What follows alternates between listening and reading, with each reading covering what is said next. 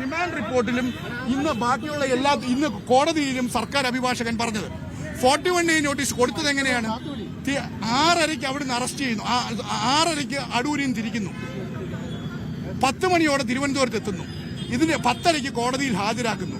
ഇതിന്റെ ഇടയിൽ എപ്പോഴാണ് ഒരു പേപ്പർ നീട്ടിക്കൊടുത്തു, ആ പേപ്പർ നീട്ടിക്കൊടുത്തിട്ട് ഇതിനകത്ത് ഇത് നടപടിക്രമങ്ങളുടെ ഭാഗമാണെന്ന് പറയുന്നു, അത് ഒപ്പിടുന്നു. 41A നോട്ടീസ് ഇപ്പൊ ആവശ്യമില്ല എന്നാണ് സുഹൃത്ത് പറഞ്ഞത്, എന്നാണ് സർക്കാരിന്റെ നയമെന്നാണ് സുഹൃത്ത് പറഞ്ഞത്. എങ്കിലും പിന്നെ എന്തിനാണ് 41A നോട്ടീസ് കൊടുത്തത്?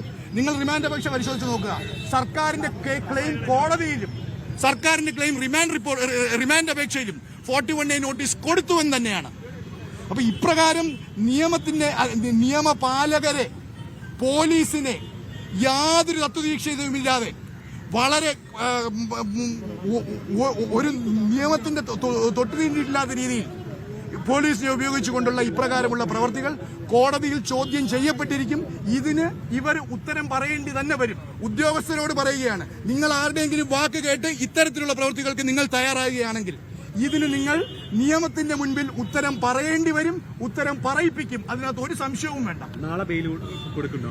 തീർച്ചയായിട്ടും ഏത് കോടതിയിൽ ബെയിൽ കൊടുക്കണമെന്നും എപ്പോൾ ബെയിൽ കൊടുക്കണമെന്നും അതൊരു പൊളിറ്റിക്കൽ തീരുമാനമാണ്. ആ പൊളിറ്റിക്കൽ തീരുമാനം എടുത്തു കഴിഞ്ഞാൽ ഉടനെ ഈ കോൺഗ്രസിനെ അനുകൂലിക്കുന്ന കോൺഗ്രസ് സംവിധാനമുള്ള വക്കീലന്മാർ തീർച്ചയായിട്ടും അത് നടപ്പിലാക്കുക തന്നെ ചെയ്യും. ഇത് കോടതി മുഖാന്തരം തന്നെ നേരിടും. ഇത് ഭരണപക്ഷ ഭീകരതയാണ്, അതിനെ നേരിട്ടിരിക്കും, ഒരു സംശയവും വേണ്ട. Thank U.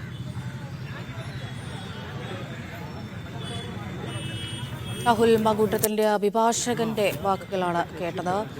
ഏത് തരത്തിലായാലും ശരി ഈ ഒരു വിഷയത്തെ നേരിടുമെന്ന് തന്നെയാണ്, എത്രയും പെട്ടെന്ന് തന്നെ ജാമ്യാപേക്ഷ നൽകുമെന്നും അദ്ദേഹം പറയുന്നുണ്ട്.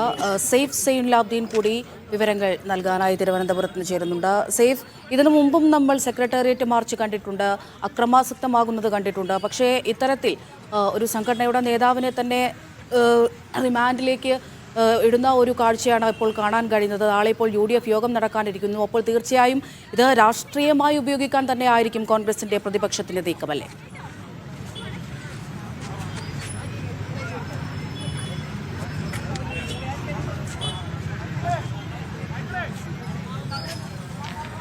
വരും ദിവസങ്ങളിലല്ല, വരും സമയങ്ങളിൽ ഉണ്ടാകും എന്ന കാര്യത്തിൽ ഏതെങ്കിലും തരത്തിലുള്ള സംശയമില്ല. 22-ാം തീയതി വരെയാണ് രാഹുൽ മാങ്കൂട്ടത്തിനെ റിമാൻഡ് ചെയ്തിരിക്കുന്നത്. റിമാൻഡ് ചെയ്യുമ്പോൾ സ്വാഭാവികമായിട്ട് മെഡിക്കൽ പരിശോധന നടത്തേണ്ടത് ഉണ്ട്. അങ്ങനെ ജനറൽ ആശുപത്രിയിൽ കൊണ്ടുപോയി മെഡിക്കൽ പരിശോധന നടത്തിയതിനു ശേഷമായിരിക്കും ഒരുപക്ഷെ അദ്ദേഹത്തെ ആശുപത്രി ജയിലിലേക്ക്, പൂജപ്പുര സെൻട്രൽ ജയിലിലേക്ക് കൊണ്ടുപോവുക എന്നാണ് നമുക്ക് ഈ ഘട്ടത്തിൽ മനസ്സിലാക്കിയെടുക്കാൻ കഴിയുന്നത്. തിരുവനന്തപുരത്ത് വഞ്ചിയൂർ കോടതിക്ക് മുന്നിൽ യൂത്ത് കോൺഗ്രസ് പ്രവർത്തകരുടെ പ്രതിഷേധം നമ്മൾ കണ്ടതാണ്. ആ വാഹനം പോകുന്നതിനിടയിൽ അവർ പ്രതിഷേധിക്കുന്നത് നമ്മൾ കണ്ടതാണ്. ആ പ്രതിഷേധം വരും സമയങ്ങളിൽ തിരുവനന്തപുരത്ത് എല്ലാ മേഖലകളിലും ഉണ്ടാകാനുള്ള സാധ്യത തള്ളിക്കളയേണ്ട, ഇതൊരു രാഷ്ട്രീയ വിഷയമാക്കി ഉയർത്തുക എന്നുള്ളത് തന്നെയാണ് അവർ ഉദ്ദേശിക്കുന്ന ഏറ്റവും പ്രധാനപ്പെട്ട കാര്യം. ഈ കേസിലെ ഒന്നാമത്തെ പ്രതി പ്രതിപക്ഷ നേതാവ് VD സതീശനാണ്. നാലാം പ്രതിയാണ് രാഹുൽ മാങ്കൂട്ടത്തിനെ അറസ്റ്റ് ചെയ്യുന്നത് ഇന്ന് രാവിലെ പുലർച്ചെ വീട്ടിൽ വെച്ചാണ്. അപ്പോൾ തുടങ്ങിയ പ്രതിഷേധമാണ്. രാഹുലുമായി ബന്ധപ്പെട്ട് അദ്ദേഹത്തിന് കോടതിയിൽ നിന്ന് പുറത്തേക്ക് ഇറങ്ങുമ്പോൾ സ്വാഭാവികമായിട്ട് പ്രതികരിക്കാൻ കഴിയാത്ത തരത്തിൽ പോലീസ് വാഹനത്തിന്റെ വിൻഡോ അടക്കം ഉയർത്തുകയും ചെയ്തിരുന്നു. അങ്ങനെ പ്രതികരിക്കാൻ കഴിയാതിരുന്ന രാഹുലിന് അങ്ങനെ ഏതെങ്കിലും തരത്തിൽ മാധ്യമങ്ങളുടെ എന്തെങ്കിലും തരത്തിലുള്ള പ്രതികരണം നടത്താൻ കഴിയുകയും ചെയ്തിരുന്നില്ല. എന്തായാലും വലിയ പ്രതിഷേധം ഉയർന്നു വരികയാണ്. ജനറൽ ആശുപത്രിയിലേക്ക് രാഹുൽ മാങ്കൂട്ടത്തിനെ ഇപ്പോൾ എത്തിച്ചിട്ടുണ്ട്.